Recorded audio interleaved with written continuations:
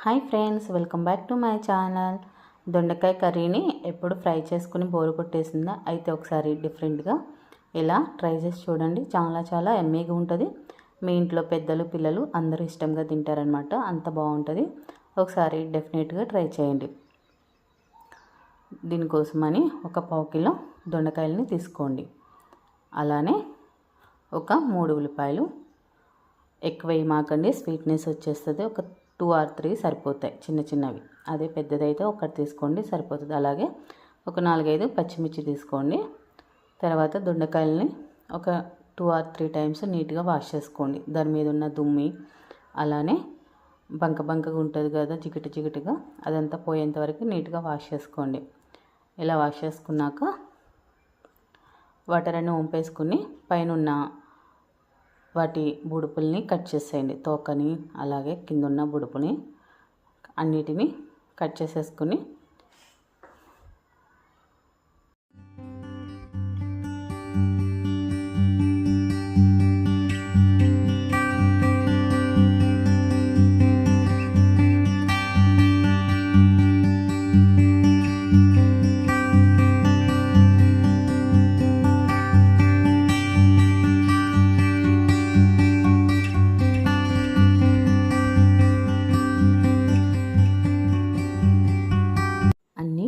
అలా కట్ చేసుకున్నాక వాటికి మధ్యలో ఒక 3 or 4 ఇలా హోల్స్ చేసుకోండి. చిన్నగా ఘాటులు పెట్టుకోండి.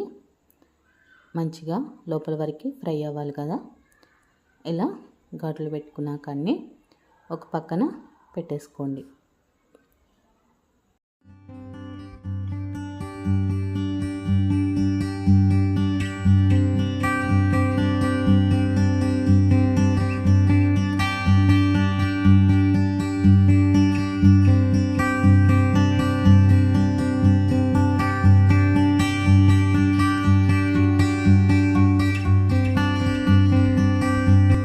అన్నీ ఇలా కట్ చేసేసుకున్నాక స్టవ్ వెలిగించి స్టవ్ పై ఒక ప్యాన్ పెట్టుకొని, ప్యాన్ హీట్ అయినాక అందులోకి ఒక 100 ml వరకు ఆయిల్ని యాడ్ చేసుకోండి.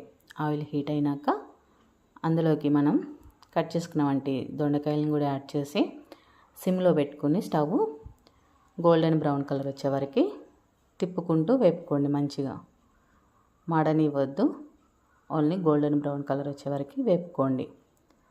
తర్వాత పచ్చిమిరకాయలు అలానే ఆనియన్స్ కూడా కట్ చేసుకొని పక్కన పెట్టుకోండి. దొండకాయలు ఎగేలోపు ఇలా ఆనియన్స్ని కట్ చేసుకొని కొంతసేపు వాటర్లో ఉంచుకున్నాక కట్ చేసుకోండి. తర్వాత ఇందులోకి మనం చింతపండు కూడా నానబెట్టుకుందాము. ఒక పెద్ద సైజు నిమ్మ సైజు అంతా చింతపండుని తీసుకుని ఒక 2 or 3 టైమ్స్ నీట్గా వాష్ చేసుకున్నాక కొన్ని వాటర్ పోసుకొని పక్కన పెట్టేసుకోండి. దొండకాయలు వేగేలోపు నానిపోతుంది అన్నమాట.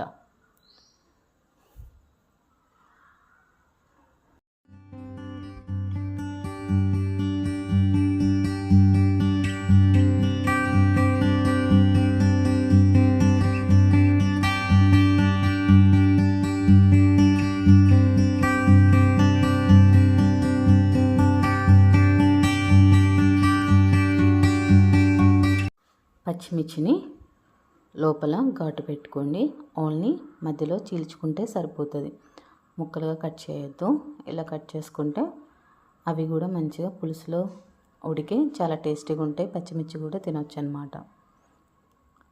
తర్వాత ఆనియన్స్ కూడా చిన్న ముక్కలుగా కట్ చేసుకోండి.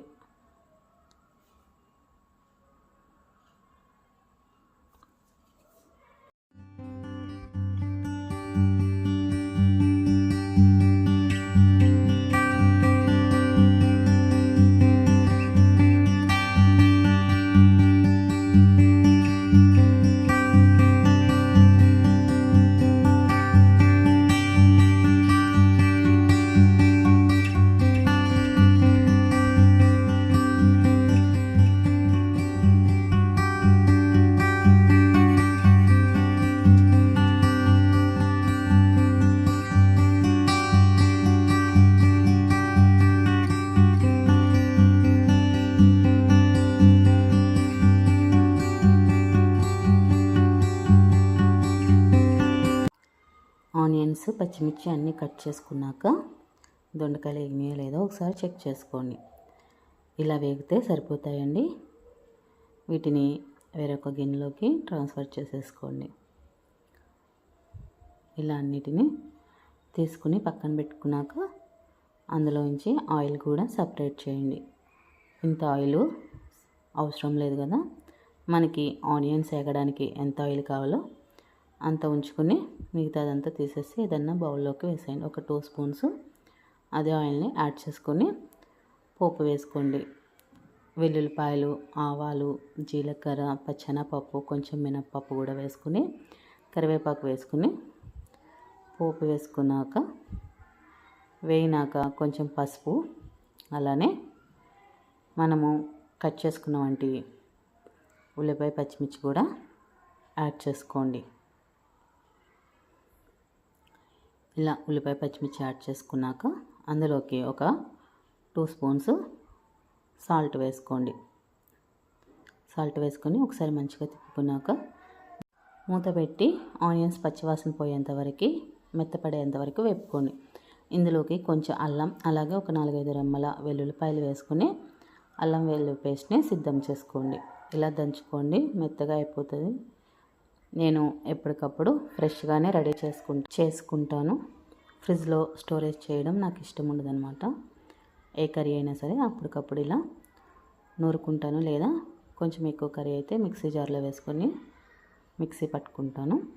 తర్వాత ఆనియన్స్ ఇలా మగ్గినాక అందులోకి మనము నూరు పెట్టుకున్న వంటి అల్లం వెల్లుల్లి పేస్ట్, అలానే మెంతి, నేను ఇది మెంతులు అండ్ వెల్లుల్లిపాయలు నూరి కూడా పెట్టుకుంటాను. ఇలా ఏమన్నా పులుసులు చేసినప్పుడు అందులో కొంచెం వేస్తానన్నమాట, ఎక్కువ కాదు. ఇలా చిటికతో తీస్తే ఎంత వస్తుందో అంత వేస్తే చాలా బాగుంటుంది. ఫ్లేవర్ కూడా అది స్టోరేజ్ చేసుకుంటాను నేను. ఒకసారి కొట్టేసుకుని అది కొంచెం వేసుకోండి. అలానే 1 స్పూను కారం వేసుకుని మరొకసారి మంచిగా తిప్పుకున్నాక ఒక 4-5 మినిట్స్ కుక్ చేసుకోండి. తర్వాత మనం ముందుగా నానబెట్టుకున్నటువంటి చింతపండు పులుసును కూడా యాడ్ చేసుకుని ఒక 250 ml వాటర్ని యాడ్ చేసుకోండి. ఇలా వాటర్ యాడ్ చేసుకున్నాక ముందుగా ఫ్రై చేసుకున్నటువంటి దొండకాయలను కూడా యాడ్ చేసుకోండి.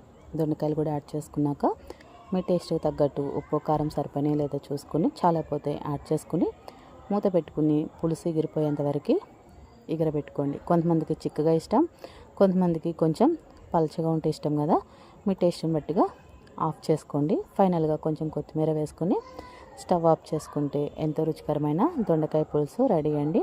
ఒకసారి డెఫినెట్గా ట్రై చేసి ఎలా ఉందో ఒకసారి కామెంట్ బాక్స్లో కామెంట్ చేయండి. Thank you for watching. Bye friends.